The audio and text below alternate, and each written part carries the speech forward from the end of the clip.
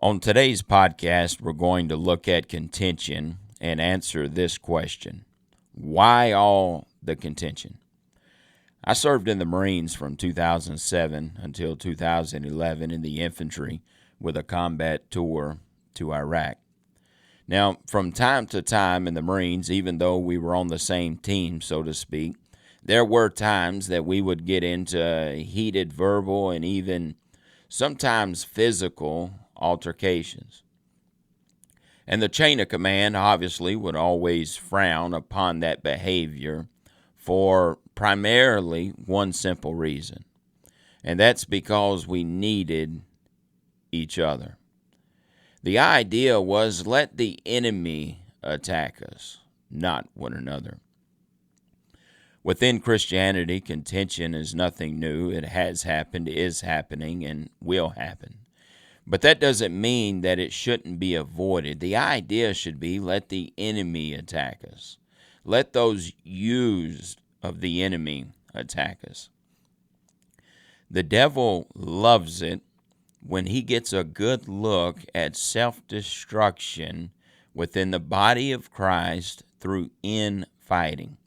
He says to himself, not only are they wounding their own selves, but they can't focus on Jesus and preach Jesus and wage war against me if all their time, energy, and efforts are going towards fighting within.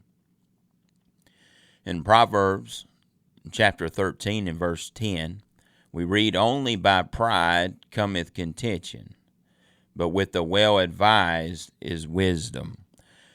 A lot of times a break in fellowship is based on some type of contention, and contention is rooted in pride. Pride, one aspect of it, is an overinflated opinion of oneself. However, it is also low self-esteem. Lee Robertson said once, die to self, die to criticism, die to praise. I believe those are wise words. If our flesh is alive, then it can be praised. This leads to an overinflated opinion of oneself. Also, if the flesh is alive and has an inflated opinion of itself, then it is easily offended. You know, the most offended people that I know are also the most prideful people that I know. Their pride is revealed in both low self-esteem and an overinflated opinion of themselves. Now, when someone has a high opinion of themselves, you're always in danger of undercutting their perceived value. When someone has a low opinion of themselves, you are also always in danger of undercutting their perceived value. Why is that? Pride. Pride says, don't look at me like that. Pride says, don't talk to me like that. Pride says, hey, I'm me, and my voice deserves to be heard. Pride says, because I have an inflated opinion of myself, I expect everyone else to arrive at that same conclusion. But what happens is, the individual who is inflated by pride is not treated poorly, but normally. Well, normal treatment is beneath them, as their pride has themselves positioned in such a way that they are above normal treatment. Pride says, I deserve special attention, not normal attention. Pride says, my voice should be heard over that of others, not in the same category, along the same lines as others. Have you ever had someone upset with you because the favor that you showed them was not enough? This can happen with those of inflated self-esteem and those of low self-esteem. With those who are given to those extremes of pride, you are always on very thin ice, as you will at some point not be for them what their pride demands. Now, we often don't realize this, but there is as much pride and insecurity as there is with an individual who is overinflated with themselves. How is that? The one who is overinflated is focused on their achievements, their successes, their strong points in their lives, or maybe their appearance, to the point that they have developed an overinflated view of themselves. Then, on the other hand, the one who has an abnormally lower level of self-esteem has also so focused on themselves and their perceived failures, their perceived lack of gifts, their perceived lack of talents, perceived shortcomings, perceived lack thereof in appearance. And as a result, they themselves have beaten themselves so low to the point that in their estimation, they are of little worth and value. This is pride. All day.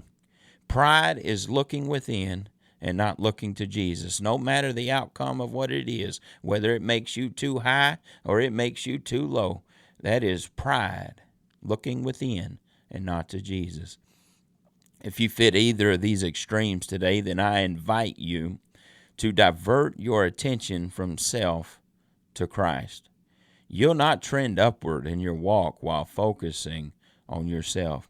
Now, as we move on, consider this now. So what happens when you fail to meet the expectations of the prideful?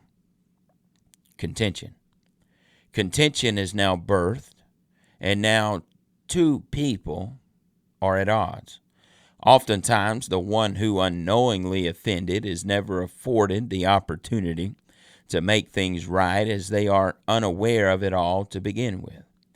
The one offended is above even the conversation at this point and will ride off into the sunset with hurt pride.